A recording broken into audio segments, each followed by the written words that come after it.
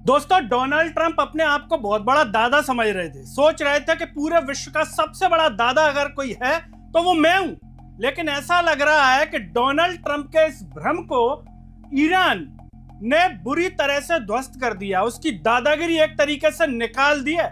सोचिए दोस्तों कि अगर कोई अपने आप को बहुत बड़ा दादा समझ रहा हो और उस दादा की किसी चीज पर कोई हमला कर दे तो कैसा लगेगा। दादा की जो दादागिरी होगी वो निकल जाएगी, जो मूंछों पे ताव देता होगा वो क्या होगा, एक तरीके से झुक जाएगा। तो इसी तरीके से दोस्तों ईरान ने दुबई में अमेरिकी के जो दूतावास है उस पर ड्रोन के बिना डरे अटैक किए हैं, हमला किया है बिना घबराए हुए, और ये बात सोशल मीडिया पर भयंकर वायरल है। नमस्कार, मैं हूं गिरिराज शर्मा और आप देख रहे हैं सरल टॉक। दोस्तों, अमेरिका इजराइल दोनों मिलकर के ईरान पर हमला कर रहे हैं, ईरान से लड़ रहे हैं। हालांकि यही अपने आप में एक बड़ी बात हो जाती है कि कोई एक छोटा सा देश किसी बड़े देश के सामने बिना डरे अगर लड़ाई लड़े, उसके सामने सरेंडर ना करे, उसके सामने झुके नहीं, तो यह भी किसी वीरता से कम नहीं होता। सोचिए, ईरान को पहले से मालूम था कि अमेरिका की ताकत क्या है। डोनाल्ड ट्रंप वहां का एक सन की राष्ट्रपति है जो कुछ भी निर्णय लेता है, और ऊपर से उसके साथ इजराइल भी मिला हुआ है जो ईरान से लड़ाई करने के लिए तैयार है।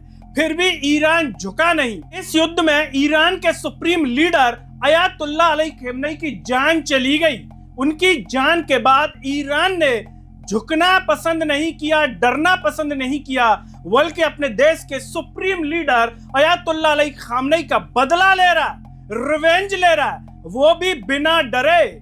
दोस्तों, दुबई जिसे बिल्कुल चमकदार माना जाता है, एकदम चकाचौंध दुनिया वाला, उसमें अमेरिका का जो दूतावास है, मतलब जो अपने आप को बहुत बड़ा चौधरी मानते हैं, उनके दूतावास पर हमले की खबर है। मीडिया रिपोर्ट्स में बताया जा रहा है कि ईरान की ओर से अमेरिका के दूतावास पर हमला कर दिया है। दोस्तों, अमेरिका, इजराइल और ईरान का ये जो युद्ध चल रहा है, इसमें आज 5वां दिन बताया जा रहा है कि 5वां दिन है, और इसमें जो है मंगलवार के दिन से खबर है कि जो है दुबई पर हमला कर दिया गया है ईरान की ओर से। दुबई के मतलब अमेरिका दूतावास पर हमला किया गया है। इसमें दोस्तों मीडिया में जो खबर आ रही है वो ये है कि इजराइल ने भी ईरान की राजधानी तेहरान और लेबनान की राजधानी बेरूत में बमबारी की है।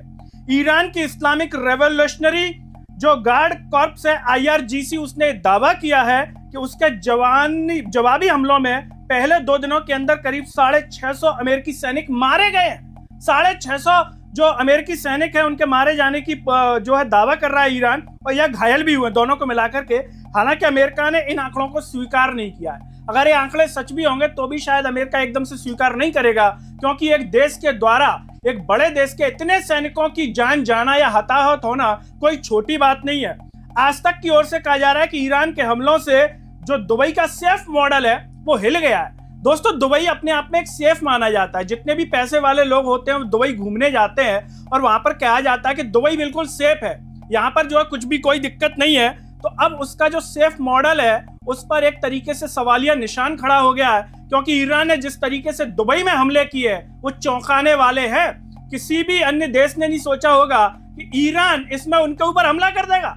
ईरान ने कई जगहों पर हमला किया है, कई देशों पर हमला किया है, उस पर हमला किया है जो अमेरिका इजराइल का साथ दे रहा है, उनका किसी भी रूप में सपोर्ट कर रहा है।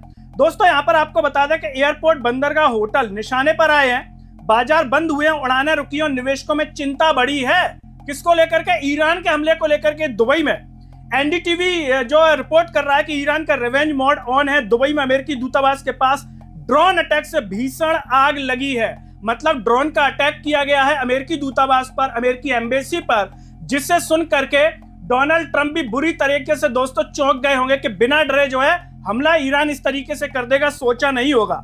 इसके बाद दोस्तों जो मीडिया में रिपोर्ट है वो है कि वॉशिंगटन में पत्रकारों से कहा गया है कि दुर्भाग्य से एक ड्रोन चांसरी बिल्डिंग के पास पार्किंग में गिरा, वहां पर आग लग गई, लेकिन सभी कर्मचारी सुरक्षित हैं। मतलब कर्मचारियों का कुछ बिगड़ा नहीं है, वो सुरक्षित हैं। स्थानीय लोगों द्वारा बनाए गए वीडियो में देखा जा सकता है कि अमेरिकी कॉन्सुलेट की इमारत के पीछे से काले धुएं के घने बादल उठ रहे हैं, मतलब घने बादल उठ रहे हैं। एक काला धुआं वो बिल्डिंग के आसपास से उठता हुआ वहां पर दिखाई दे रहा है, जो सोशल मीडिया पर वायरल भी है। दुबई मीडिया ऑफिस ने सोशल मीडिया प्लेटफॉर्म एक्स पर पोस्ट करते हुए कहा है कि दुबई प्रशासन ने पुष्टि किया कि अमेरिकी कॉन्सुलेट के पास ड्रोन से जुड़ी घटना के कारण लगी आग पर सफलतापूर्वक काबू पा लिया गया है। मतलब जो आग लगी थी उस पर काबू पा लिया गया। आपातकालीन टीमें तुरंत मौके पर पहुंच गई। किसी के घायल होने की खबर इसमें नहीं है, जी एनडीटीवी ने रिपोर्ट किया है दोस्तों।